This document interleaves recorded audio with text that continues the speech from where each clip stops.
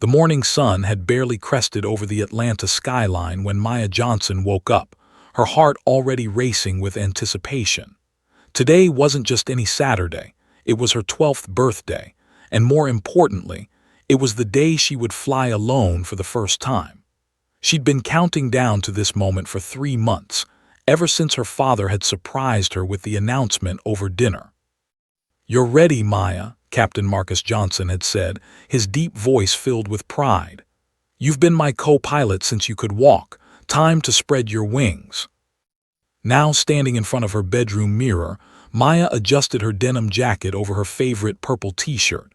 She'd picked out her outfit carefully, something that said responsible, but still 12. Her box braids were pulled back with a colorful scrunchie, and her brand new backpack sat on her bed, packed and repacked at least 5 times the night before. Downstairs, the smell of pancakes filled the kitchen. Her mother, Dr. Sandra Johnson, a pediatrician at Grady Memorial Hospital, was flipping the last batch while singing along to the radio. Her father sat at the table in his civilian clothes, jeans and a polo shirt, a rare sight for Maya, who was used to seeing him in his crisp pilot's uniform. "There's my world traveler," Marcus said, grinning as Maya bounced into the kitchen. He pulled out a wrapped box from beside his chair. "Before you go, one more thing." Maya tore through the wrapping paper to find a beautiful leather journal with her initials embossed on the cover.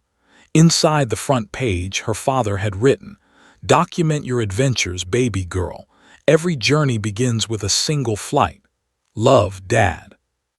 "Dad," Maya threw her arms around his neck, fighting back happy tears. Sandra wiped her hands on her apron and joined the embrace.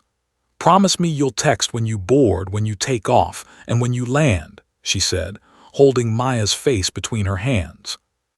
"Mom, Dad already made me memorize the entire safety demonstration," Maya laughed. "I could practically fly the plane myself." Marcus chuckled. "Well, let's not get ahead of ourselves, but you do know more about aviation than most adults."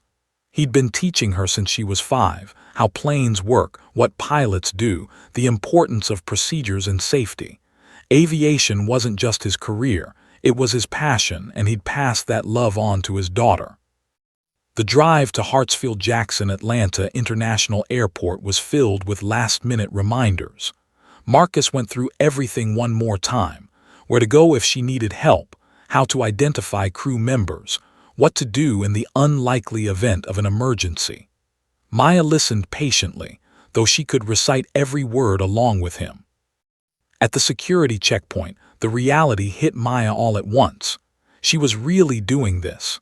Flying to Los Angeles by herself to visit her grandmother, Nana Rose, who'd been begging to have Maya all to herself for a week. Her stomach fluttered with nervous excitement. "You've got this," Sandra said, hugging her daughter tight. "Nana's going to spoil you rotten." Marcus knelt down to Maya's eye level, his hands on her shoulders. "Remember what I always tell you. Hold your head high, speak with confidence, and don't let anyone make you feel like you don't belong," Maya recited. "That's my girl," he kissed her forehead. "I'm so proud of you, Maya. You're brave, you're smart, and you're ready for this. If you need anything at all, you call me immediately. I don't care what time it is or where I am." "I will, Daddy, I promise." One more round of hugs, and then Maya was through security, turning back to wave at her parents one last time before they disappeared from view. She felt a surge of independence wash over her. She was doing this. She was really doing this. The airport bustled with Saturday morning travelers. Maya navigated through the crowds with confidence. Following the signs to Concourse B, she stopped at a newsstand to buy a magazine with her own money, another small thrill of independence. The teenage clerk smiled at her. "Flying somewhere fun." "Los Angeles, by myself." Maya couldn't help but announce it proudly. "Nice, have a great flight." At Gate B-17, Maya found a seat near the window where she could watch the planes take off and land. She pulled out her phone and texted her dad. At the gate, "Boarding in 30 minutes." Within seconds, he responded with a thumbs-up emoji and a heart. She also texted her best friend, Jasmine, "This is it, wish me luck." Jasmine replied instantly, "You're going to have the best time. Take lots of pics, and don't forget about us regular people when you become a famous pilot." Maya giggled, scrolling through Instagram while she waited. Other passengers began gathering at the gate, business travelers in suits typing on laptops, families with small children already looking exhausted, an elderly couple holding hands. Maya wondered about their stories, where they were going, why they were traveling. "Good morning, passengers," a cheerful voice announced over the speaker. "We'll begin boarding flight 447 to Los Angeles in just a few moments. First class and our Diamond Medallion members may board at this time." Maya's heart skipped. First class. Her father had upgraded her seat as a surprise, revealed only when she checked in online that morning. She'd squealed so loud her mother had run upstairs thinking something was wrong. Seat 2A, first class, window seat. It was more than she'd ever dreamed. She gathered her backpack and joined the priority boarding line, boarding pass clutched in her hand. A gate agent scanned her pass and smiled. "Enjoy your flight, sweetheart." The jet bridge felt like a portal to another world. Maya stepped onto the plane, immediately hit by that distinctive airplane smell, recycled air, cleaning products, and possibility. A male flight attendant greeted her warmly at the door. "Welcome aboard. Seat 2A is right up here on the left." Maya couldn't believe it.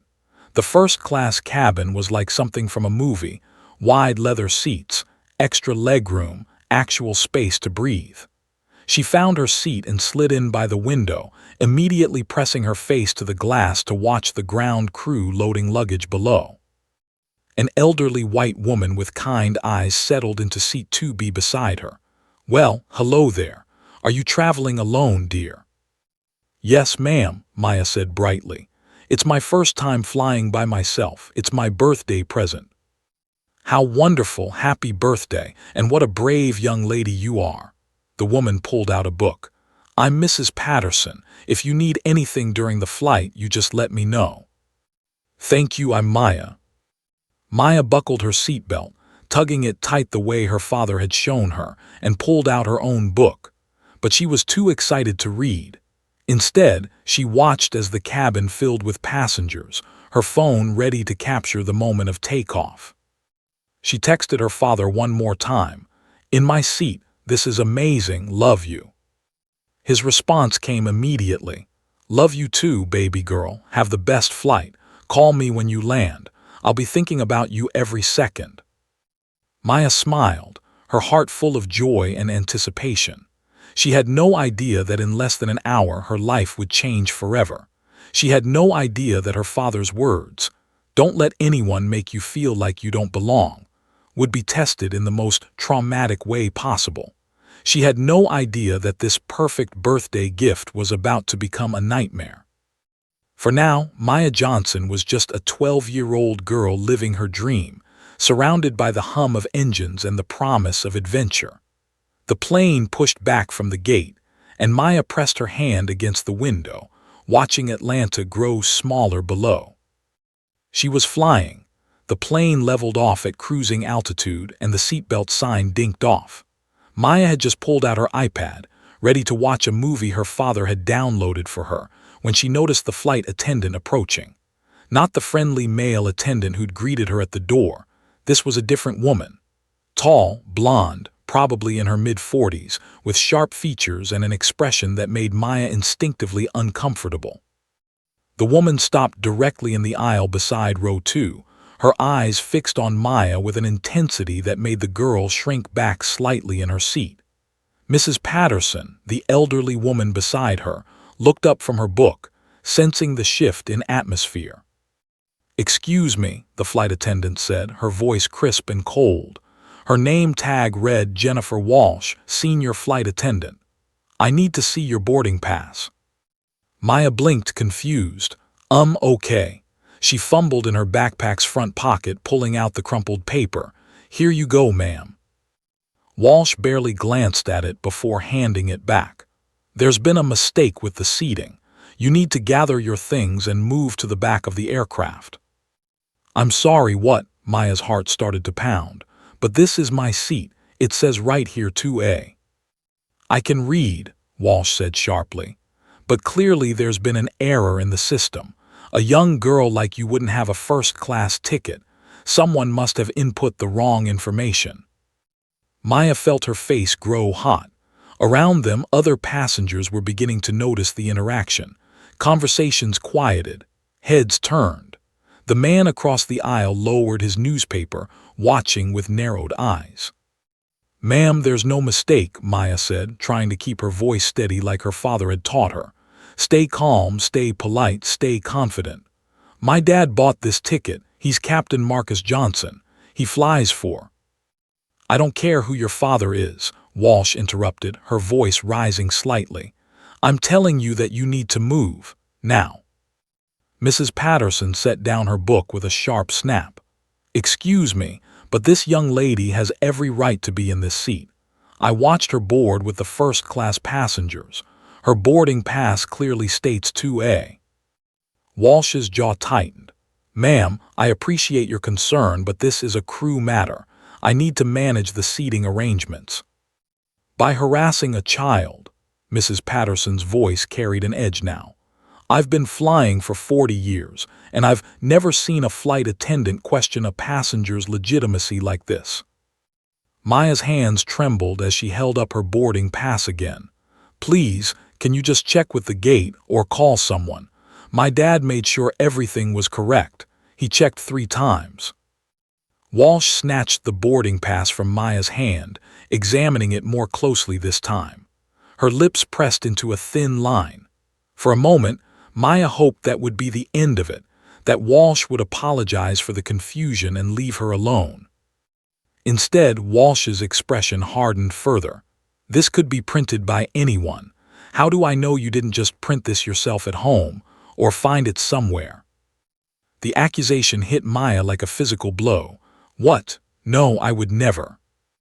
"These days, you never know what kind of scams people are running," Walsh continued, loud enough now that the entire first-class cabin could hear.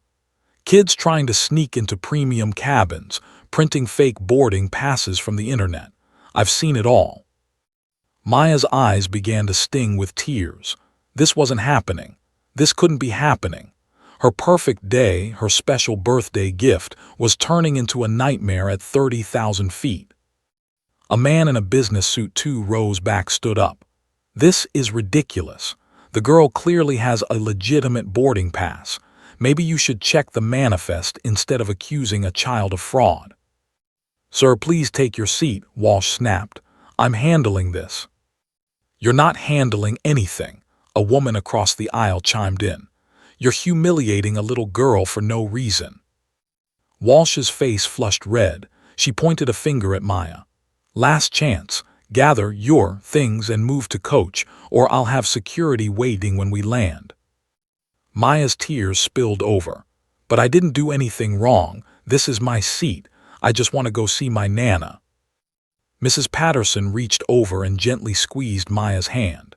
Then she looked up at Walsh with steel in her eyes. "Young lady, I'm a retired federal judge. What you're doing right now borders on harassment and discrimination. This child has provided proof of her seat assignment.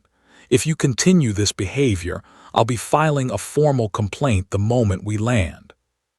Walsh's nostrils flared. The power dynamic was slipping away from her and she could feel it. Other passengers were pulling out phones now, some clearly recording the interaction. The businessman was typing furiously on his phone. A younger couple was whispering angrily, shaking their heads. "I'm calling my dad," Maya said suddenly, reaching for her phone with shaking hands. Her father had said to call if she needed anything at all. This definitely counted. She unlocked her phone and pulled up his contact. That's when everything escalated. "You'll do no such thing." Walsh lunged forward, her hand shooting out to grab Maya's wrist before she could dial. Her grip was iron-tight, fingers digging into Maya's skin. "Al, you're hurting me," Maya cried out, trying to pull her arm back. Mrs. Patterson shot to her feet. Release that child immediately. But Walsh wasn't listening anymore. Something had snapped inside her. Maybe the public humiliation, maybe the loss of control, maybe something deeper and darker that had been festering for years. She grabbed Maya's other arm, trying to physically remove her from the seat. "Let go of me," Maya screamed, genuine fear flooding her system now. She tried to twist away, but Walsh's grip only tightened. "You don't listen, do you?" Walsh hissed, yanking Maya forward with shocking force. "I told you to move." The cabin erupted in chaos. Passengers jumped to their feet. Mrs. Patterson was yelling. Someone shouted, "Stop! You're assaulting her!" The male flight attendant came running from the galley, eyes wide with horror. Maya pulled back hard, trying to break free. Walsh, off balance and enraged, made a split-second decision that would destroy lives. She spun Maya around roughly, twisting her left arm behind her back with the kind of force used to restrain violent criminals, not frightened children. The sound was unmistakable, a sharp, sickening crack that cut through all the shouting like a gunshot. For one frozen moment, the entire cabin went silent. Then Maya screamed, a raw, primal sound of pure agony that no 12-year-old should ever have to make. Her left arm hung at an unnatural angle, and her face contorted in pain that transcended anything she'd ever experienced. Walsh released her immediately, stumbling backward, her own face draining of all color. I didn't," she was pulling away. But her words were drowned out by the chaos that followed. Passengers were shouting. Mrs. Patterson was holding Maya's shoulders, trying to keep her steady. A man in row 4 pushed forward, his voice booming with authority. "I'm a doctor. Everyone step back, now." Maya couldn't stop screaming. The pain radiated from her arm in waves, white-hot and all-consuming. Through her tears, she could see her arm that should have been straight was bent wrong, so wrong. "My dad," she sobbed. "I want my dad. Someone call my dad." Jennifer Walsh backed up against the galley wall, her hands shaking, her career and life imploding around her in real time. Phone cameras captured everything, every moment of her aggression, every second of Maya's suffering, every frame of the worst mistake she'd ever made. High above the clouds, in first-class seat 2A, a little girl's birthday dream had become her worst nightmare. And 500 miles away, Maya's father had no idea that his world was about to shatter. Dr. Rajesh Patel had been a trauma surgeon for 15 years. He'd seen gunshot wounds, car accidents, industrial injuries, horrors that would make most people faint. But nothing had prepared him for the sight of a 12-year-old girl's arm twisted at an angle that defied anatomy, broken by the very person supposed to keep her safe. "Everyone move back," he commanded, his accent thickening with urgency as he dropped to his knees beside Maya's seat. "Give her space to breathe." Maya's screams had dissolved into breathless sobbing, her body going into shock. Her right hand hovered near her left arm, wanting to touch it, afraid to touch it. Sweat beaded on her forehead, and her brown skin had taken on an ashen undertone that made Dr. Patel's stomach clench. "Sweetheart, my name is Dr. Patel. I'm going to help you, okay? But I need you to try to stay very still." His voice was gentle, practiced in the art of calming trauma patients. He turned to Mrs. Patterson, who still had one protective hand on Maya's shoulder. "Ma'am, I need you to help keep her steady. She's going into shock." Mrs. Patterson's face was pale but determined. "What do you need?" "Ice, lots of it, blankets. And someone needs to tell the pilot we have a medical emergency." Dr. Patel carefully examined Maya's arm without touching it, his trained eye cataloging the damage. Definite fracture, possibly compound given the angle.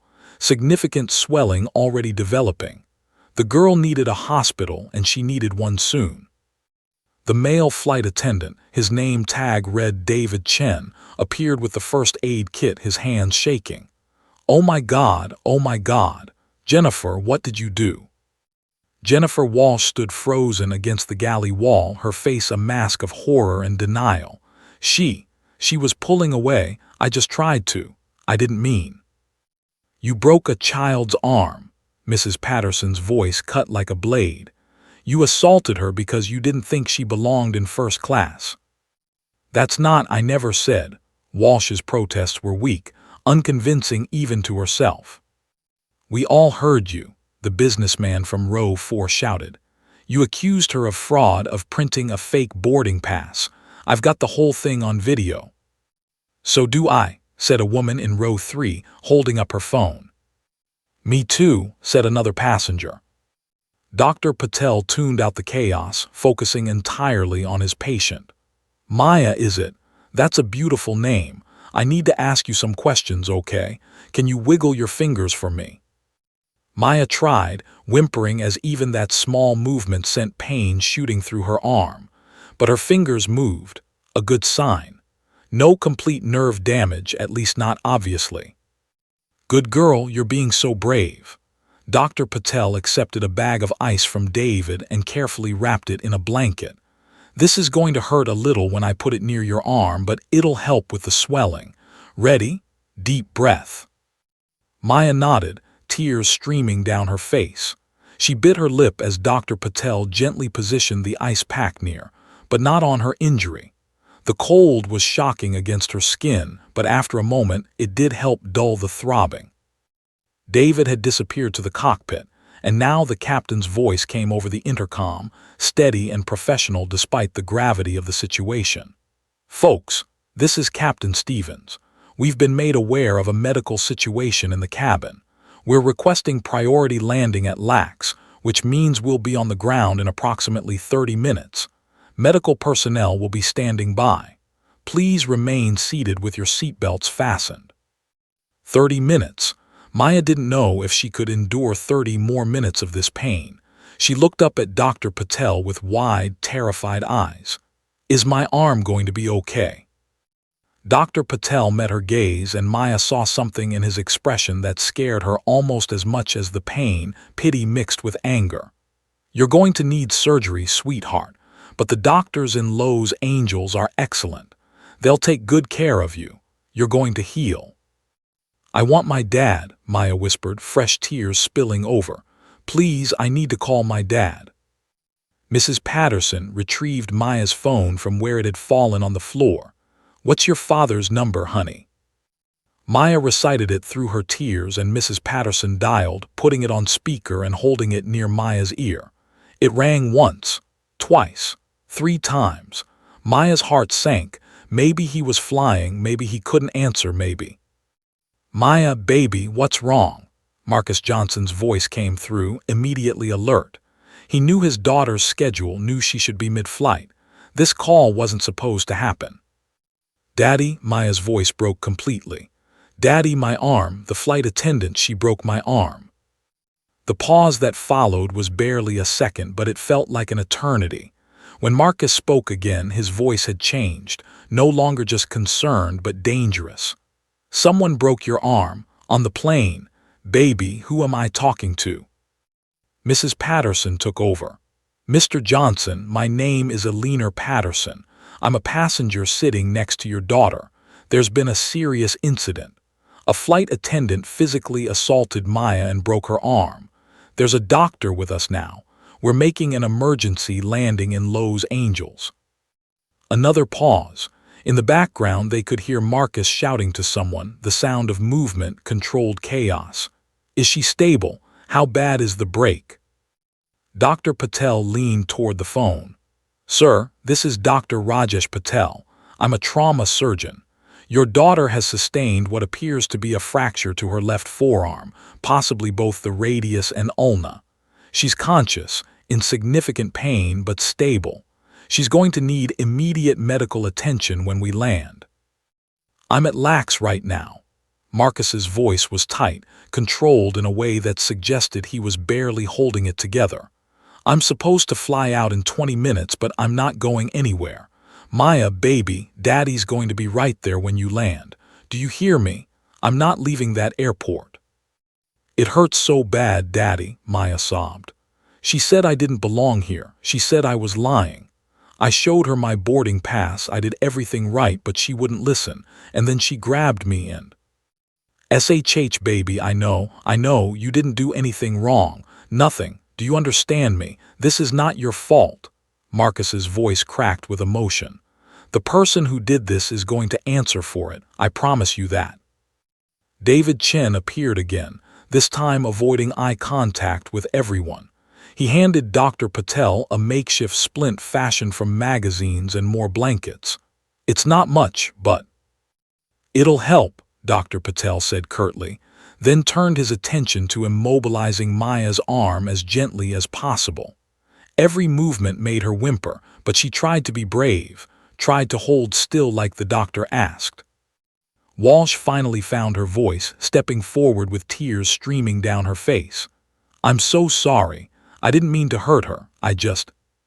Don't. Mrs. Patterson's voice was ice. Don't you dare try to apologize to this child. You accused her of being a fraud, you put your hands on her violently, and you broke her arm. The police will be waiting when we land. I want a full report, Marcus said through the phone, his voice carrying to everyone in first class. I want names, badge numbers, witness statements. Mrs. Patterson, was it? I cannot thank you enough for helping my daughter. Dr. Patel, thank you for treating her. Everyone who witnessed this, I'm going to need your contact information. We'll make sure you get it, the businessman said, still recording. My name's Robert Chen. I'm an attorney, and I've documented everything from the moment that Attendant started harassing your daughter. Other passengers chimed in with their names, their phone numbers, their willingness to testify to what they'd seen. The cabin had transformed from a space of routine travel into a crime scene, with witnesses coordinating like an impromptu Justice League. Maya listened to it all through a haze of pain and shock. Her perfect birthday, her special adventure, had turned into something she'd never be able to forget. The pain in her arm was terrible, but somehow worse was the memory of Walsh's face, the accusation in her eyes, the assumption that Maya didn't belong. Daddy, she whispered into the phone, why did she think I was lying? The silence that followed was heavy, loaded with truths that a 12-year-old shouldn't have to face yet. We'll talk about that, baby, Marcus finally said, his voice thick with grief and rage. Right now, just focus on breathing. 20 more minutes and I'll be there. I love you so much. I love you too, Daddy. As the plane began its descent into Los Angeles, Maya closed her eyes and tried to imagine her father's arms around her, safe and protected. But she knew, somehow, that nothing would ever feel quite as safe again. 23 minutes earlier, Captain Marcus Johnson had been reviewing his pre-flight checklist in the crew lounge at LAX Terminal 5. It was supposed to be a routine day, a quick hop to Seattle, overnight, then back to Atlanta tomorrow. He'd already called Maya twice that morning, walked her through every detail, kissed her goodbye at security. She was fine. She was safe. She was living her dream. Then his phone rang with her number, and his entire world collapsed. Now Marcus stood in the operations center, phone pressed to his ear, listening to his daughter's screams of pain echoing through the speaker. Around him, other crew members had frozen, watching their colleague's face transform from concern to something far more primal, a father's protective fury barely contained beneath a pilot's training. I need to speak to the chief pilot. Now. Marcus's voice was steady, but his free hand gripped the edge of the desk so hard his knuckles had gone white. And someone get me airport security. I need them at gate 42 when flight 447 lands. Lisa Morrison, the operations supervisor, was already on her radio. This is Ops. We need security and medical at gate 42 for incoming flight 447. Passenger medical emergency, possible assault. Expedite. Marcus turned to his co-pilot for the Seattle run, a younger man named Derek Williams who looked stricken. Derek, you need to find another captain. I'm not flying today. Marcus, man, of course, whatever you need. Derek grabbed Marcus's shoulder briefly, a gesture of solidarity. Is your daughter? Someone broke her arm. The words came out flat, dangerous. A flight attendant put her hands on my baby and broke her arm because His voice caught, and for a moment the iron control wavered, because she didn't think Maya belonged in first class. The lounge went dead silent. Every crew member there, pilots, flight attendants, gate agents, understood immediately. They'd all seen it happen in different ways, some had experienced it themselves. But this time, it had crossed a line that couldn't be uncrossed. Chief Pilot Howard Martinez burst through the door, his face grim. "Marcus, I heard. I'm pulling you from the flight schedule indefinitely. Family emergency leave effective immediately. What do you need?" "I need that flight attendant's employment file. I need to know if she's done this before. And I need to be on that jet bridge when that plane arrives." Marcus checked his watch. 18 minutes. "My daughter is 12 years old, Howard. 12. And she's up there right now with a broken arm because some bigot decided she didn't deserve her seat." Martinez's jaw tightened. "You'll have whatever you need, I promise you that." Marcus ended the call with Maya only when Dr. Patel assured him she was as stable as possible given the circumstances. The moment the line went dead, Marcus was in motion, striding through the terminal with long, purposeful steps. Passengers and crew members alike moved out of his way, sensing the controlled fury radiating from him.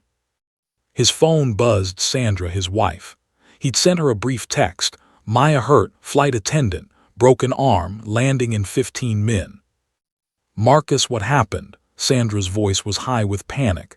"Is she okay? How bad is it?" "Bad enough she needed a trauma surgeon on the plane. Sandra, someone put their hands on our baby, twisted her arm until it broke. He had to stop walking, had to lean against a wall as the full weight of it hit him. She was just sitting in her seat. That's all she was doing.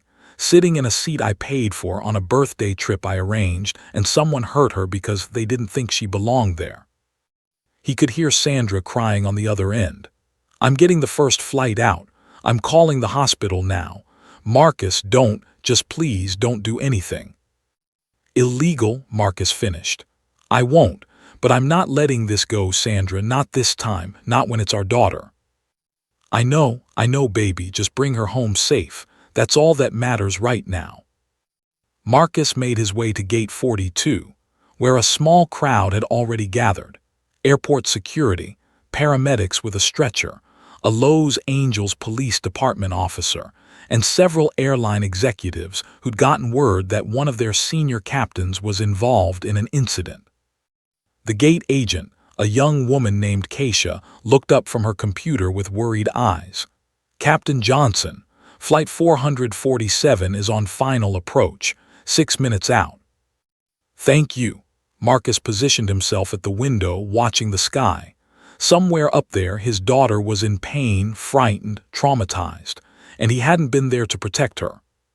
His phone buzzed again, this time a text from Mrs. Patterson with a photo attachment.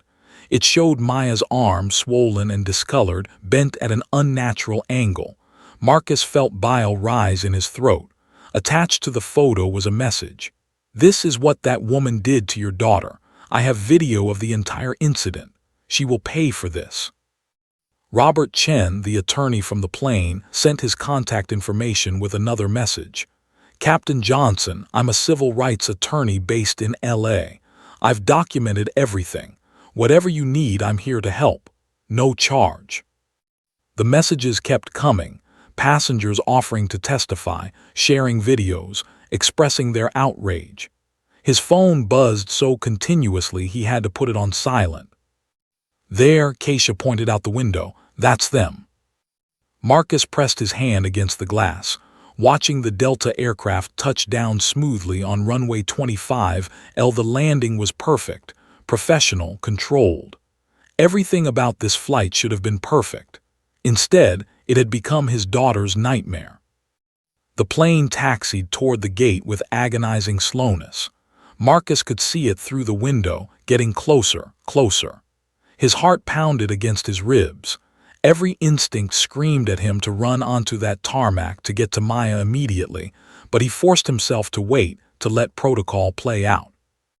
The jet bridge extended, connecting to the aircraft with a soft thump. The gate agent opened the door, and Marcus moved forward, but the LAPD officer held up a hand.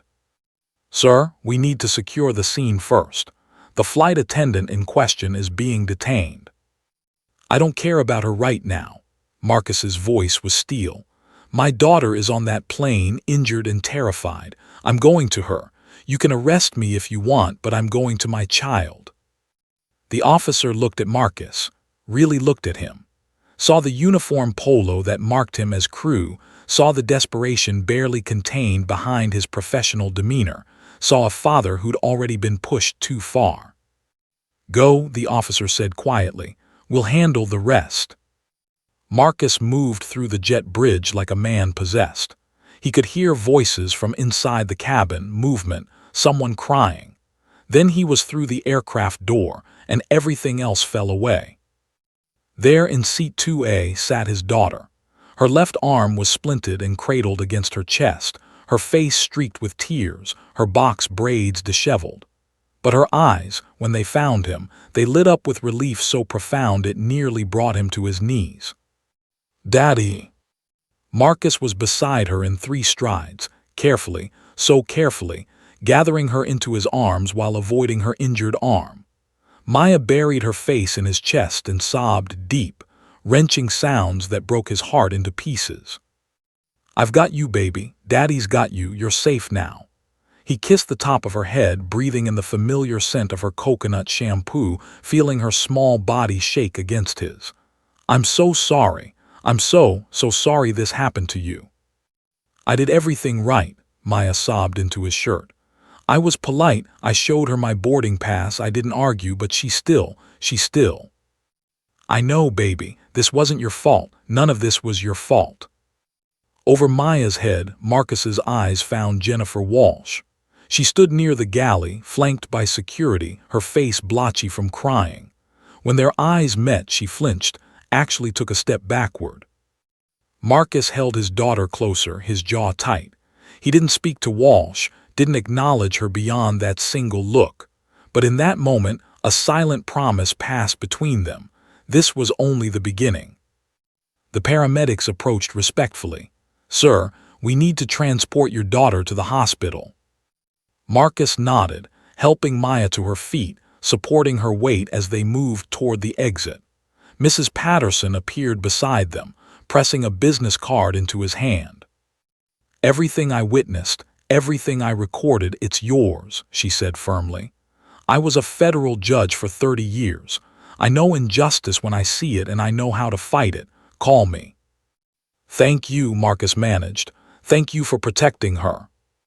As they moved through the jet bridge, Maya clinging to his side, Marcus felt something crystallize inside him. The grief, the rage, the helplessness, it all transformed into cold, calculated determination. They'd hurt his daughter. They'd traumatized his baby girl on what should have been the happiest day of her young life, and someone was going to answer for that. Not just Walsh, the entire system that had allowed this to happen. Marcus Johnson was a patient man, a careful man, but he was also a father, and fathers protected their children by any means necessary. The war had begun. The emergency room at Cedars-Sinai Medical Center buzzed with controlled chaos, crying children, worried parents, the sharp smell of antiseptic. But when Captain Marcus Johnson walked through the doors carrying his injured daughter, staff members took one look at Maya's arm and immediately prioritized her case. 12-year-old female, suspected bilateral forearm fracture. Incident occurred mid-flight approximately 90 minutes ago, the paramedic reported to the triage nurse. Patient's been given mild pain management, but she needs imaging and ortho consult immediately. Maya whimpered as they transferred her to a wheelchair, her good hand gripping her father's with desperate strength. Marcus knelt beside her, his large hand engulfing her small one. "They're going to take good care of you, baby. I'll be right here the whole time. I'm not going anywhere." "Promise?" Maya's voice was small, childlike in a way it hadn't been in years. The trauma had stripped away her preteen confidence, leaving behind the frightened little girl underneath. "I promise, On everything I love, I promise. Dr. Sarah Chen, the orthopedic surgeon on call, was a no-nonsense woman in her 50s who took one look at the x-rays and shook her head with barely contained anger. Fractures to both the radius and ulna. Clean breaks, thankfully, but they're going to require surgical intervention. We'll need to insert pins to ensure proper healing. Marcus felt his stomach drop. Surgery. I'm afraid so, but she's young and healthy. She'll heal beautifully. Dr. Chen turned to Maya with a gentle smile. Sweetie, I know you're scared, but I'm going to fix your arm. In a few months, you'll be back to normal. You might even have a cool scar to show your friends. Maya tried to smile but couldn't quite manage it. Will it hurt? Not during the surgery, you'll be asleep. And afterwards, we'll make sure you have good pain medication. You're very brave. Dr. Chen's expression hardened as she looked back at Marcus. I've been a pediatric orthopedic surgeon for 23 years. I've seen broken bones from sports, from falls, from accidents. But this, she gestured to the x-rays. This is a defensive injury. This is what happens when someone twists a child's arm with significant force. Mr. Johnson, I'm obligated to report this to Child Protective Services and the police. Please do, Marcus said grimly. I want everyone to know what happened to my daughter. I've already spoken to LAPD at the airport, but I'll cooperate with any and all investigations. While Maya was being prepped for surgery, Marcus stepped into the hallway, finally allowing himself to fall apart for just a moment. He leaned against the wall, his hands shaking, his breath coming in short gasps. His baby girl was about to go under anesthesia, under the knife, because someone had decided she didn't deserve basic human dignity. His phone had been vibrating nonstop. He pulled it out, scrolling through an avalanche of messages. Text from Sandra, on a plane, landing in 3 hours. How is she? He responded quickly with the surgery details. But it was the other messages that caught his attention. Texts from fellow pilots he'd flown with over the years, all saying the same thing. We heard what happened. We're with you. Messages from the Allied Pilots Association representatives. Emails from civil rights organizations. And then Marcus opened his email to find a message from Robert Chen, the attorney from the flight. Attached were 6 video files, each taken from different angles by different passengers. Marcus's hand trembled as he clicked the first one. The video quality was shaky but clear enough. He watched as Jennifer Walsh approached Maya, watched his daughter politely hand over her boarding pass, watched Walsh's face harden with suspicion and something uglier, disdain. He heard every word. A girl like you wouldn't be in first class. Marcus's vision blurred with tears as he watched Maya try to call him, watched Walsh lunge forward and grab his daughter's wrist. The phone captured everything. Maya's fear, Walsh's escalating aggression, and then the moment that would haunt him forever. Walsh twisting Maya's arm, the sound of it breaking, his daughter's scream of agony. He watched all 6 videos, each one from a different angle, each one documenting the same horror. By the time he finished, Marcus wasn't shaking anymore. The grief had crystallized into something else, cold, focused fury with a purpose. He opened his laptop and began to work. First, he drafted a formal complaint to the airline's corporate office, attaching all 6 videos. He detailed every moment of the incident, named witnesses, and demanded immediate action. He copied the FAA, the Department of Transportation, and the NAACP. Then he did something he'd never done before.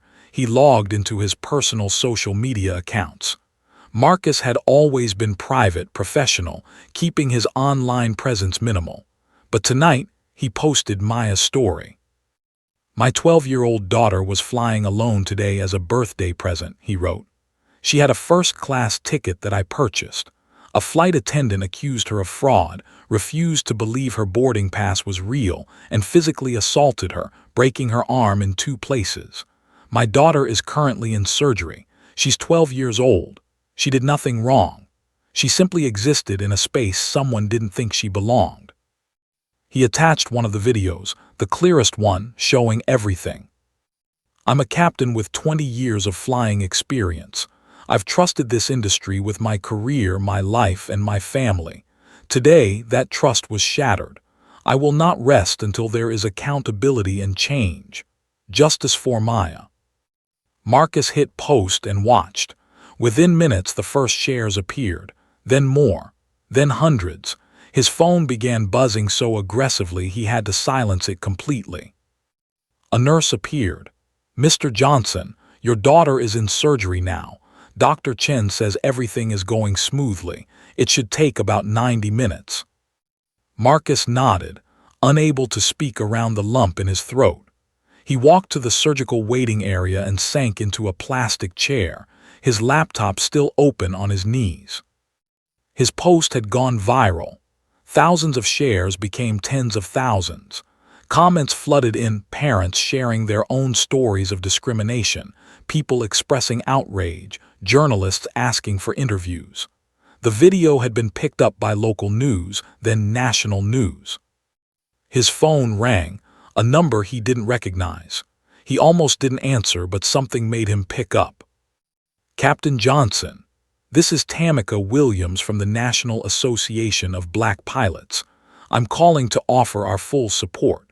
We have 1,500 members nationwide, and every single one of them is ready to stand with you and Maya." "Thank you," Marcus managed. "We're not just talking about statements and solidarity," Tamika continued. "We're talking about action. What do you need?" Marcus looked at his laptop screen, at the numbers still climbing. "I need everyone to see what happened. I need people to understand this isn't an isolated incident, and I need the airline to know that this stops now." "Then that's what we'll do." Over the next hour, as his daughter underwent surgery to repair the damage inflicted by hatred, Marcus Johnson built his case. He contacted every pilot union representative he knew. He reached out to civil rights attorneys. He documented everything. Walsh's employment history, which he'd obtained through his connections, showed 17 prior complaints. 17 times passengers had reported her for discriminatory behavior. 17 times the airline had done nothing more than additional training. His phone rang again. This time it was Howard Martinez, his chief pilot. "Marcus, I just got off the phone with corporate. They're in full crisis mode. Your post has been viewed over 10 million times. CNN, MSNBC, Fox News, they're all running the story. The CEO wants to meet with you." "I'm sure he does," Marcus said coldly. "My daughter is in surgery, Howard. When she wakes up, I need to be there. The CEO can wait." "I understand, but Marcus, they're scared, really scared. The stock has already dropped 8%. Passengers are canceling flights. Other crew members are refusing to work with certain supervisors. You've started something here." "Good," Marcus said simply. "Maybe they should be scared. Maybe fear will accomplish what basic human decency couldn't." 2 hours later, Dr. Chen emerged from surgery, pulling down her mask with a tired smile. "She did beautifully. The brakes are set, the pins are in place. She'll need to keep the cast on for 6 to 8 weeks, but she should heal completely." Marcus felt tears of relief stream down his face. "Can I see her?" "She's in recovery. Another 30 minutes or so, and you can be with her when she wakes up." Marcus nodded, trying to compose himself. His phone buzzed again, this time a text from an unknown number. "Captain Johnson, this is Jennifer Walsh. Please, I need to explain. It wasn't what it looked like. I never meant to hurt her. Please don't destroy my life over a mistake." Marcus stared at the message for a long moment. Then he blocked the number and deleted it. Some mistakes couldn't be forgiven. Some lines, once crossed, changed everything forever. When Maya finally opened her eyes in the recovery room, groggy from anesthesia, the first thing she saw was her father's face. He was holding her good hand, his eyes red-rimmed but smiling. "Hey, baby girl," he whispered. "You did great, it's all over now." "Is she gone?" Maya asked drowsily. "The mean lady." She's never going to hurt you again, Marcus promised. Never. What he didn't tell her, what she was still too young to fully understand, was that the fight had only just begun. By dawn the next morning, the video had been viewed 50 million times.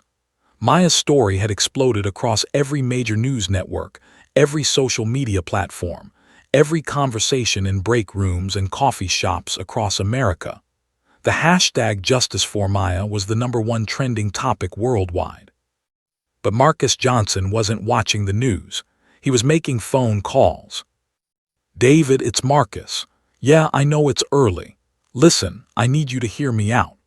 Marcus paced the hospital room quietly, careful not to wake Maya, who was finally sleeping peacefully thanks to the pain medication. Sandra had arrived on a red-eye flight and now sat in the chair beside their daughter's bed, exhausted but vigilant. On the other end of the line, Captain David Rodriguez, a 20-year veteran Marcus had flown with countless times, listened intently. "I'm done, David.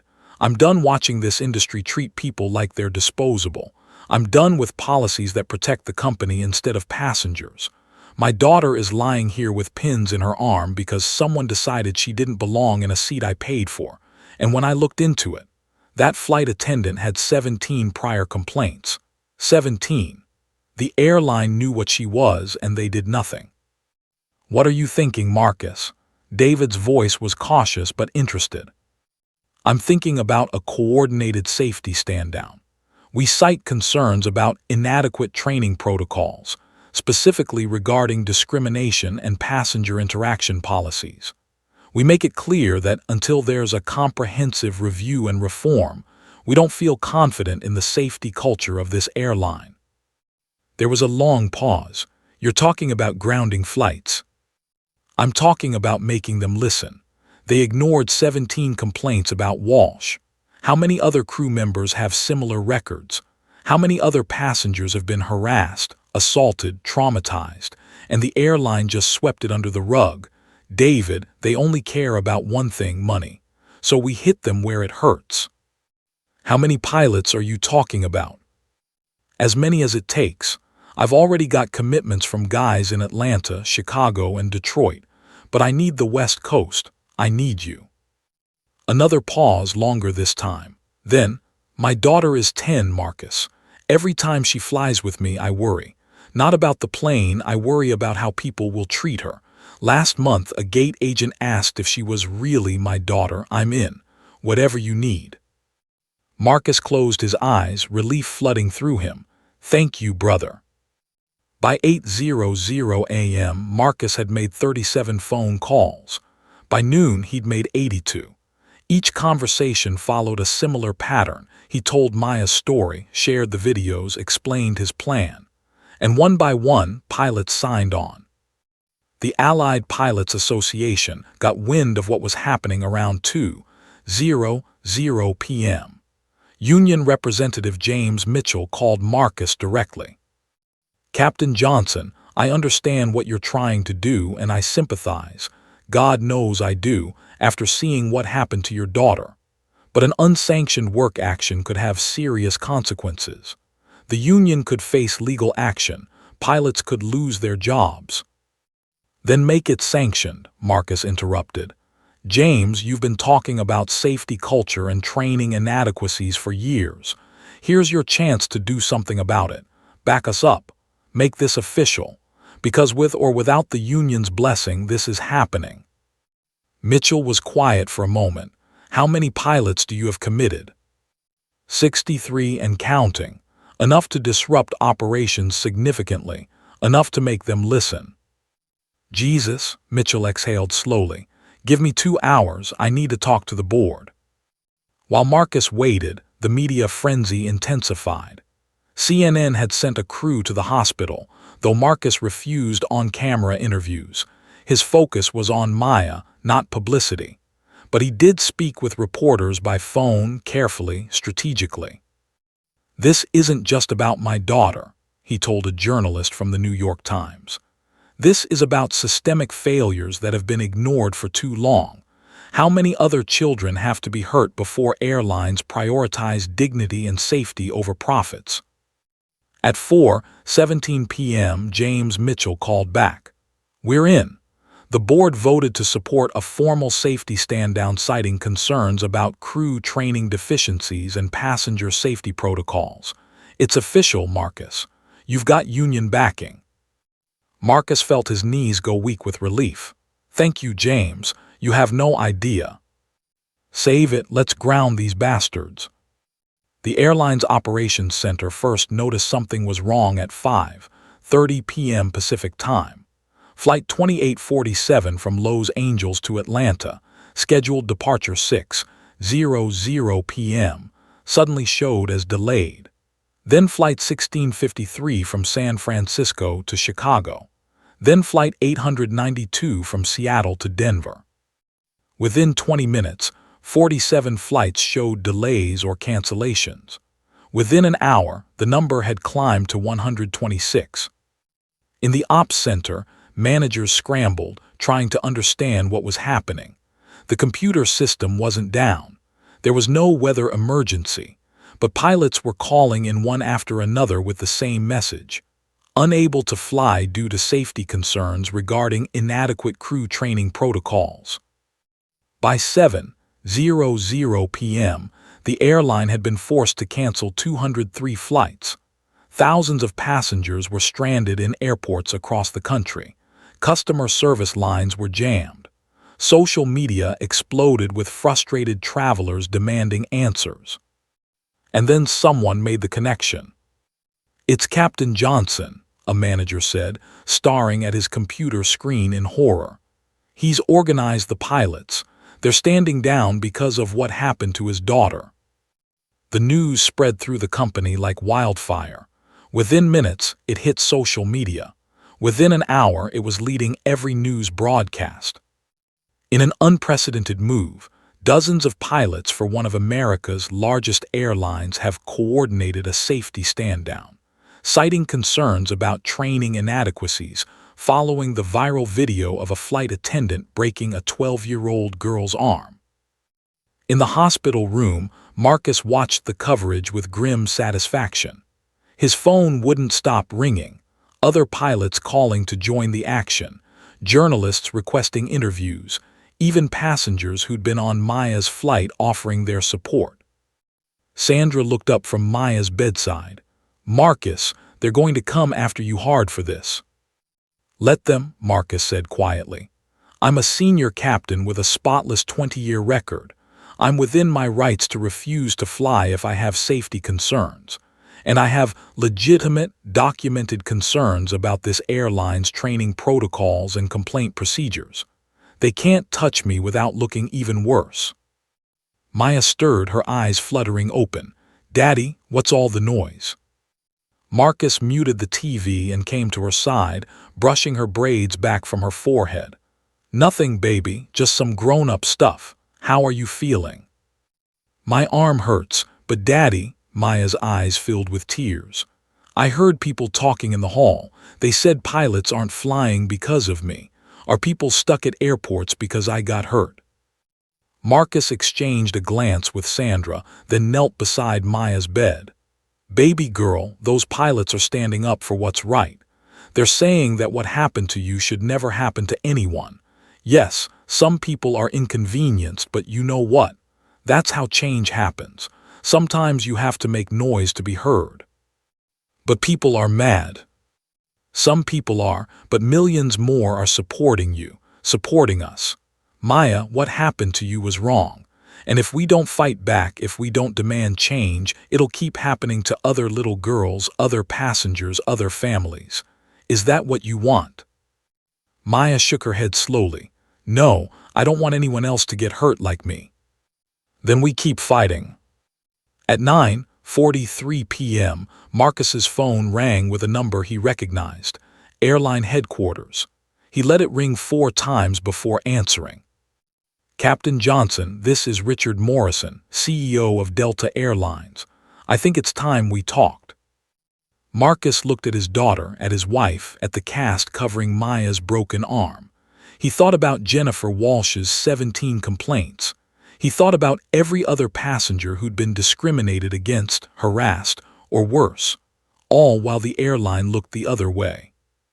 "Mr. Morrison," Marcus said, his voice calm and controlled, "I think you're right. It's definitely time we talked." The battle lines were drawn, and Marcus Johnson had no intention of backing down. The conference room at Delta Airlines headquarters in Atlanta was designed to intimidate. Floor-to-ceiling windows overlooked the city skyline, a polished mahogany table stretched 20 feet long, and the leather chairs cost more than most people's monthly rent. It was a room built for power plays and corporate dominance. But Marcus Johnson wasn't intimidated. He sat across from CEO Richard Morrison, flanked by his legal team, Robert Chen, the civil rights attorney from the flight, and Catherine Wade, a shark of a lawyer from the Allied Pilots Association. Sandra sat beside him, her hand resting protectively on a folder containing Maya's medical records, complete with photos of her injuries. Morrison had brought his own army, 3 corporate attorneys, the head of HR, the VP of operations, and a crisis management consultant who looked like she hadn't slept in days. They all wore expressions of practiced concern, carefully crafted to look sympathetic while revealing nothing. "Captain Johnson, Mrs. Johnson," Morrison began, his voice smooth as silk. "Let me start by saying how deeply sorry we are for what happened to Maya. As a father myself, I cannot imagine." "Then don't." Marcus's voice cut through the pleasantries like a blade. "Don't imagine, don't sympathize, don't offer hollow words. My daughter has pins in her arm because one of your employees assaulted her. So let's skip the performance and get to what matters: accountability and change." Morrison's carefully maintained composure flickered. "Of course. That's exactly why we're here. Jennifer Walsh has been terminated, effective immediately. She'll never work in aviation again. We're also pursuing criminal charges." "Jennifer Walsh is one person," Catherine Wade interrupted, sliding a document across the table. "This is Ms. Walsh's personnel file, which Captain Johnson obtained through proper channels. 17 documented complaints over 8 years. 17 times passengers reported discriminatory behavior. And what did your airline do? Additional training, a written warning, nothing that actually stopped her." The HR director, a woman named Patricia Simmons, shifted uncomfortably. "We take all complaints seriously and follow our established protocols." "Your protocols failed." Robert Chen opened his laptop, turning it around so the screen faced Morrison. "I represent 6 other passengers, all people of color, who filed complaints about Ms. Walsh in the past 3 years alone. 3 of them have video evidence of her making discriminatory comments. All were told their concerns would be addressed internally. None of them ever heard back. Tell me, Mr. Morrison, how exactly do your protocols protect passengers?" The room fell silent except for the quiet hum of the air conditioning. Morrison's attorneys were whispering urgently to each other. The crisis consultant was typing frantically on her tablet. Marcus leaned forward. "Here's what's going to happen. You're going to stop pretending this is about one bad employee and start acknowledging the systemic failures that allowed her to hurt my daughter. Because I'm not just a grieving father. I'm a senior captain who spent 20 years watching this industry prioritize profits over people." "Captain Johnson, I assure you," Morrison started. 217 flights, Marcus interrupted. "That's how many have been canceled in the past 48 hours. The number keeps growing because more pilots join every hour. Your stock has dropped 23%. You've lost over $180 million in revenue, and it's going to get worse, much worse, unless you meet every single one of my demands." Sandra opened the folder, pulling out a neatly typed document. "This is non-negotiable," she said, her voice steady despite the emotion behind it. "Full medical expenses for Maya, not just the surgery but therapy, long-term care, everything. Financial compensation for her pain, suffering, and trauma. A formal, public apology, not a press release written by your PR team, but a real acknowledgement of what your employee did." "Done," Morrison said quickly. "All of it, name the number." "We're not finished," Marcus said. He pulled out his own document, 10 pages, single-spaced, meticulously researched. Comprehensive anti-discrimination training for all flight staff, not a 4-hour online module but real, meaningful education developed in consultation with civil rights organizations. You'll implement it within 90 days. That's ambitious, the VP of Operations began. I don't care, Marcus cut him off. You'll also establish an independent review board for discrimination complaints. No more internal investigations that go nowhere. External oversight with real authority to discipline and terminate employees. Catherine Wade continued. You'll revise your complaint procedures to prioritize passenger safety and dignity. Written responses to every complaint within 2 weeks. Regular public reports on complaint trends and resolutions. Complete transparency. And here's the big one, Robert Chen added. You'll create the Maya Johnson Passenger Rights Protocol, a company-wide policy that specifically protects passengers from discriminatory treatment. It'll include clear consequences for violations, mandatory body cameras for crew members during passenger confrontations, and a passenger advocate position in every major hub. Morrison looked at his legal team desperately. The lead attorney, a silver-haired man named Gregory Webb, cleared his throat. These demands are extensive. Implementation would require significant time and resources. You have the resources, Sandra said coldly. You paid your top executives $47 million in bonuses last year. You can afford to protect passengers. And you have the time, Marcus added. 90 days for the training program. 6 months for full implementation of the review board and protocol, or the stand-down continues. And every day it continues, you lose more money, more customers, more reputation. How much is your pride worth, Mr. Morrison? The CEO's face had gone from composed to pale to flushed. He looked at the document in front of him, at the legal team that couldn't save him, at the crisis consultant who had no crisis management solution for this. The FAA is investigating, Catherine Wade said quietly. The DOT is investigating. The NAACP is investigating. You have congressional representatives asking questions. The longer this drags out, the worse it gets for you. Captain Johnson is offering you a way out, one that actually fixes the problem instead of just covering it up.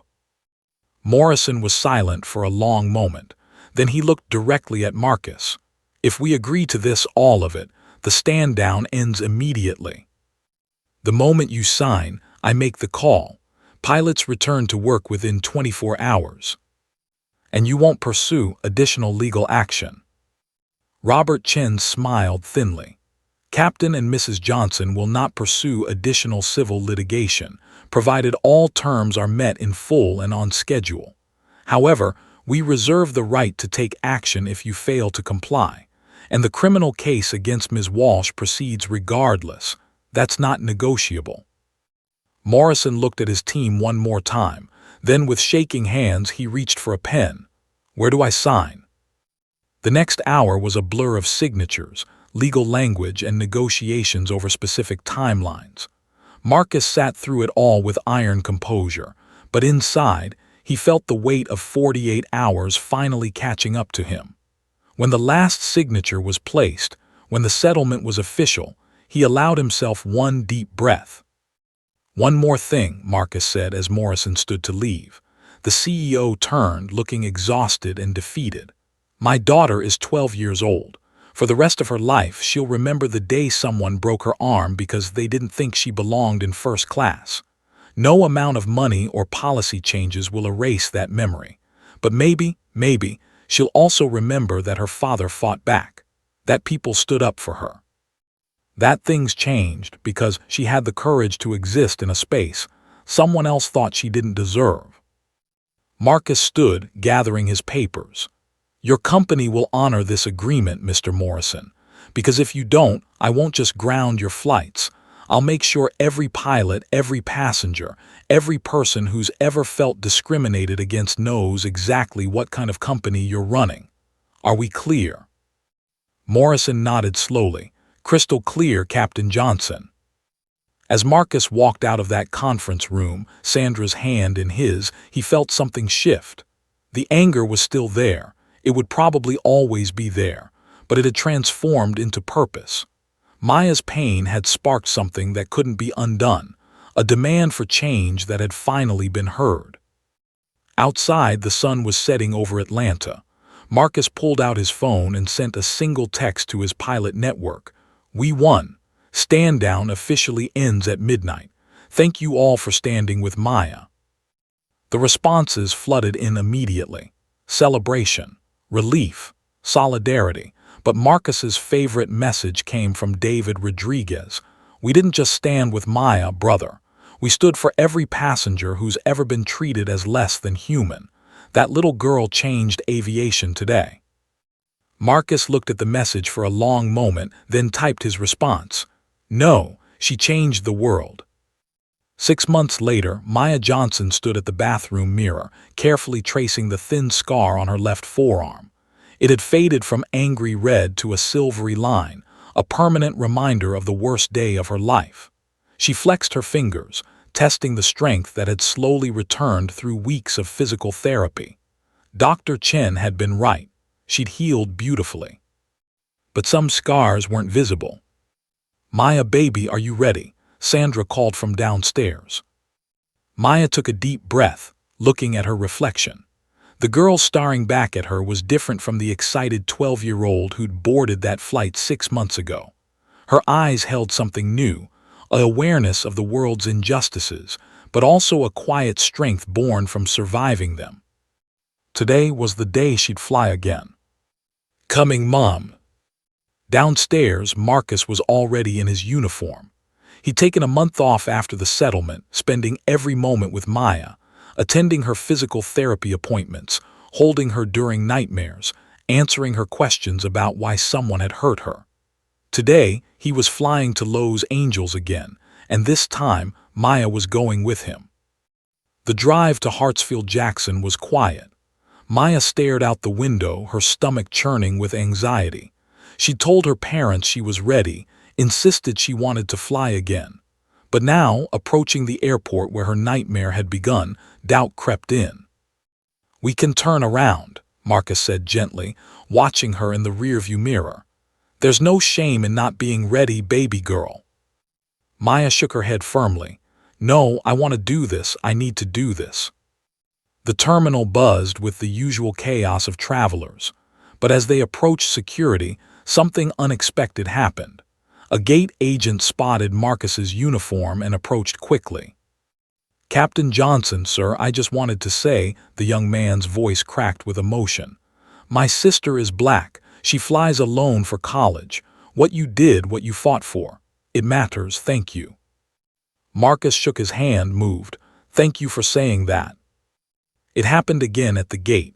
A mother with 2 young daughters approached Maya shyly. "Are you Maya, the girl from the video?" When Maya nodded nervously, the woman's eyes filled with tears. "My daughters watched you speak at that press conference last month. You inspired them. You inspired all of us." Maya remembered that press conference, standing beside her father at the podium, her arms still in a cast, telling her story to a room full of reporters. She'd been terrified, but her father's hand on her shoulder had given her courage. "I just wanted people to know it wasn't my fault," Maya had said into the microphones that day. "And I wanted other kids to know they belong wherever they have a right to be. Don't let anyone make you feel small." Now boarding Flight 447 to Los Angeles, the same flight number, though a different plane, Maya's hands trembled as she showed her boarding pass. But the gate agent smiled warmly. "Welcome aboard, Ms. Johnson. It's truly an honor to have you flying with us today." The aircraft looked the same. First class, seat 2A, just like before, but everything was different.